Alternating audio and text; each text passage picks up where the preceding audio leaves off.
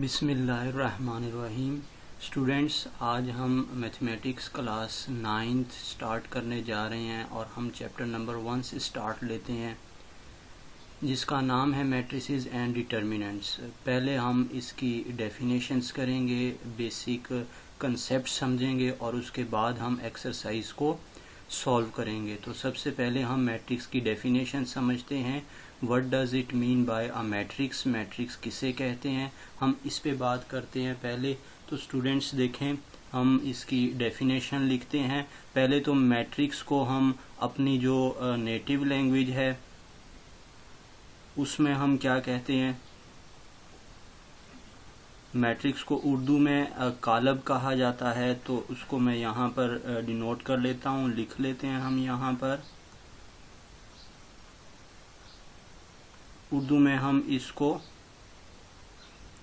कालब कहते होते हैं। तो अब इसकी डेफिनेशन क्या है हमारे पास, अ रेक्टेंगुलर अरे of numbers is called a matrix. A rectangular अरे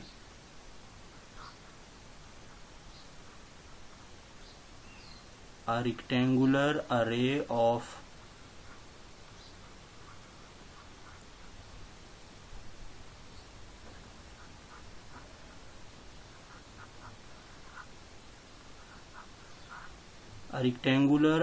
of numbers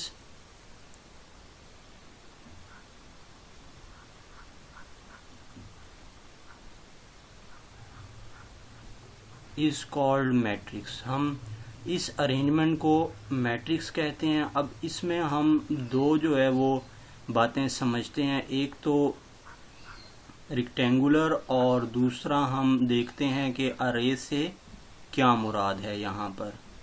तो दो बातें हम देखते हैं। अ रेक्टेंगुलर अरे of numbers is called matrix. अब रेक्टेंगुलर से क्या मुराद है, देखें स्टूडेंट्स, अगर आप इस वर्ड को देखें तो ये वर्ड रेक्टेंगल से निकला हुआ है। रेक्टेंगुलर का वर्ड रेक्टेंगल से आया है। और रेक्टेंगल की हम क्या डेफिनेशन करते होते हैं कि आपके पास रेक्टेंगल की डेफिनेशन क्या होती है,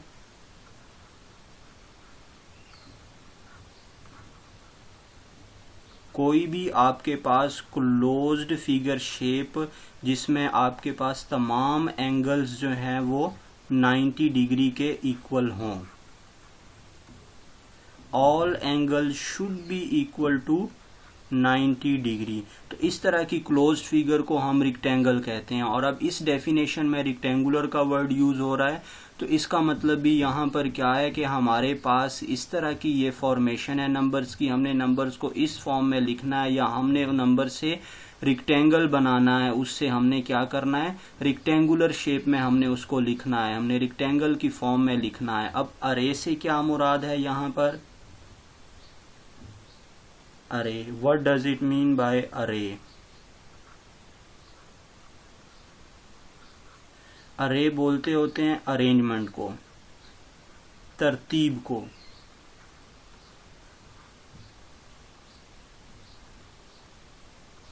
अरे मीन अरेंजमेंट यानी कि तरतीब, यानी हमने नंबर्स को रेक्टेंगुलर फॉर्म में तरतीब देनी है। तो अगर हम नंबर्स को रेक्टेंगुलर फॉर्म में तरतीब दे देते हैं तो इस तरह की तरतीब को या इस तरह की अरेंजमेंट को हम मैट्रिक्स कहेंगे, हम उसको जो है वो कालब कहेंगे। अब हम इन दो बातों को एग्जाम्पल के ज़रिए से देखते हैं कि हम इसकी एग्जाम्पल्स जो है वो कैसे हम लिखते हैं और फिर उसको हम इन दो बातों से प्रूव करेंगे कि वो हमारे पास मैट्रिक्स हैं।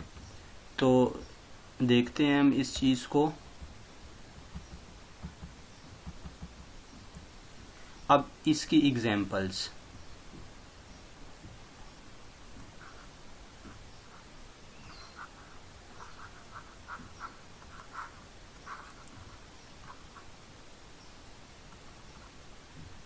तो ये मैं एक जो है वो अरेंजमेंट लिख देता हूँ।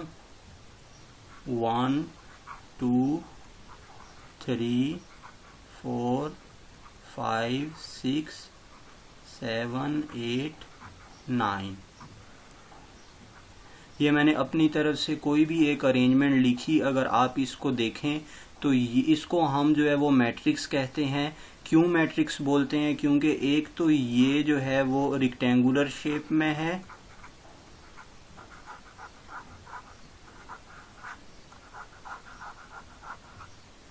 और सेकंड जो है ये हमने अरेंज किया हुआ है, ये अरे है आपके पास, यानी कि एक अरेंजमेंट है हमारे पास ये।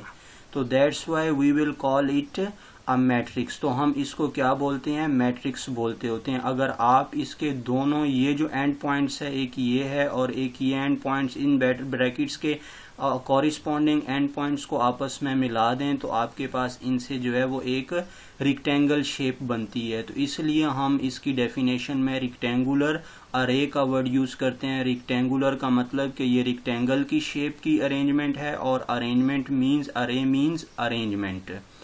तो ये हमारे पास डेफिनेशन थी मैट्रिक्स की। अब हम इसकी मजीद जो है वो कुछ डेफिनेशंस देखते हैं। अब कुछ एलिमेंट्स हैं हमारे पास, एक मैट्रिक्स में कुछ एलिमेंट्स होते हैं। जैसे हमने सेट में देखा है कि सेट के भी एलिमेंट्स होते हैं, इसी तरह हमारे पास जो है वो कुछ एलिमेंट्स ऑफ मैट्रिक्स हम उसको बोल देते हैं।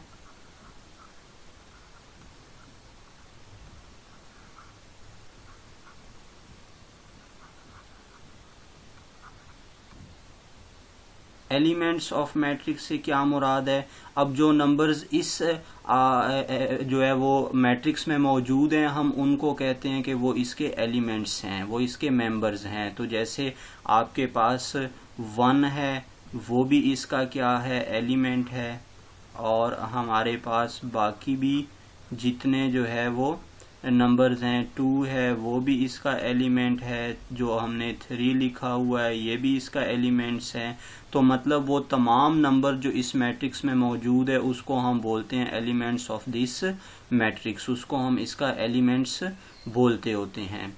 अब इस मैट्रिक्स में हमारे पास मजीद 2 क्वांटिटीज आ जाती है। अगर एक मैट्रिक्स को डिस्क्राइब करना हो तो उसके लिए हमें इन 2 चीज़ों का भी पता होना चाहिए। पहले हमारे पास क्या है, हम पहले देखते हैं कि हम कॉलम की बात करते हैं कि हम कॉलम किससे जो है वो कहते होते हैं एक मैट्रिक्स में।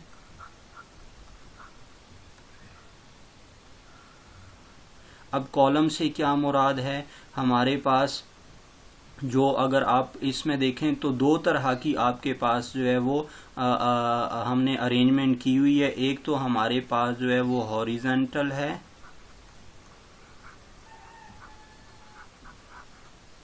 हॉरिजॉन्टल अरे किया हुआ है हमने, अरेंजमेंट दी हुई है। और सेकंड हमने जो है वो वर्टिकल अरेंजमेंट दी हुई है।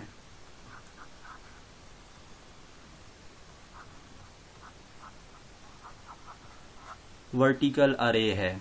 तो अब जो हमारे पास जो वर्टिकल अरे है, यानी कि जो एलिमेंट्स वर्टिकल लिखे हुए हैं, तो उन सब को हम बोलते हैं कॉलम। तो आपके पास जो वर्टिकल अरे है, जो वर्टिकल अरेंजमेंट हैं, उनको हम बोलते हैं कॉलम। वर्टिकल अरे इज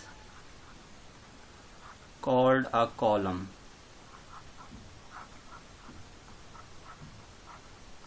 मतलब फॉर एग्जांपल अगर हम जो है वो एक मैट्रिक्स यहाँ पर अगेन कंसीडर कर लेते हैं, हम उसमें A B C D E F ले लेते हैं। चलें फर्ज करें ये एक मैट्रिक्स कंसीडर किया हमने, और अब इसमें देखें आपके पास ये एक वर्टिकल आपके पास एक लाइन बन रही है, ये वर्टिकल लाइन बन रही है, ये वर्टिकल लाइन बन रही है।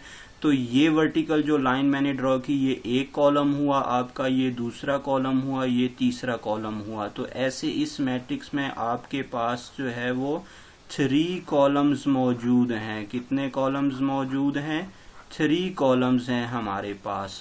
तो जो वर्टिकल अरेंजमेंट है उसको हम कॉलम बोलते हैं, और जो हमारे पास अब हॉरिजॉन्टल अरेंजमेंट होगी उसको हम रोज बोलेंगे, उसको हम रोज का नाम दे देते हैं। तो 2 तरह की अरेंजमेंट थी।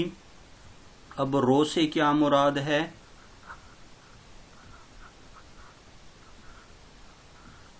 कि आपके पास जो हॉरिजॉन्टल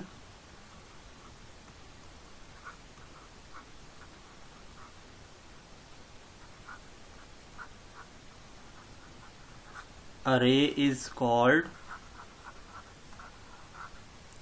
रो। अब इसके भी हम वही ऊपर वाली एग्जाम्पल लेके देखते हैं कि इससे क्या मुराद है। ए बी सी डी ई और एफ। अब इसमें आपने हॉरिजेंटली देखना है। देखें तो ये एक हॉरिजेंटल लाइन बन रही है और एक हॉरिजेंटल लाइन ये बन रही है। तो अब ये हमारे पास इसमें दो लाइंस हॉरिजेंटल आई, तो इसका मतलब है कि आपके पास इसमें 2 रोज मौजूद हैं। क्या है?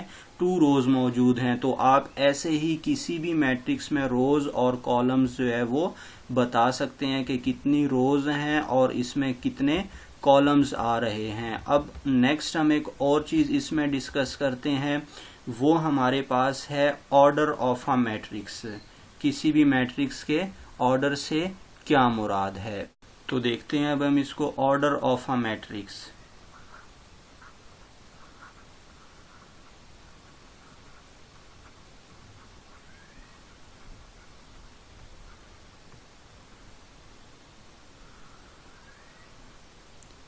अब हमने रोज और कॉलम की बात कर ली है, तो अब ऑर्डर ऑफ अ मैट्रिक्स आपके पास इन दोनों से ही मिलकर बनता है। क्योंकि मैट्रिक्स रोज और कॉलम से मिलकर बनती है, तो इसलिए ऑर्डर भी इन दोनों रोज और कॉलम से मिलकर बनेगा। तो इसका आपके पास क्या फॉर्मूला होता है? हमारे पास एक फॉर्मूला होता है, वो होता है number of rose multiplied by number of columns.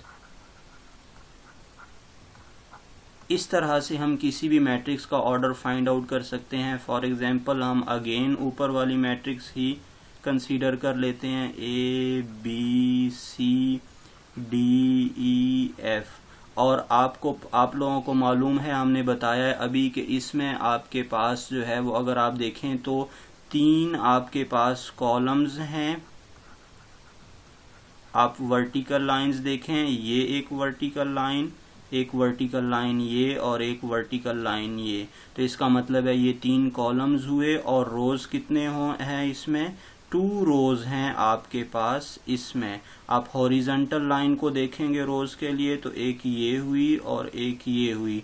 तो अब इसी मुनासबत से आप ऊपर वाले फॉर्मूला से इसका ऑर्डर लिखें, तो इसका ऑर्डर आपके पास किसके इक्वल हो जाएगा? Order is equal to number of rows multiplied by columns. Here we have 2 rows, so 2 should be multiplied by 3. So this is the required order of our matrix.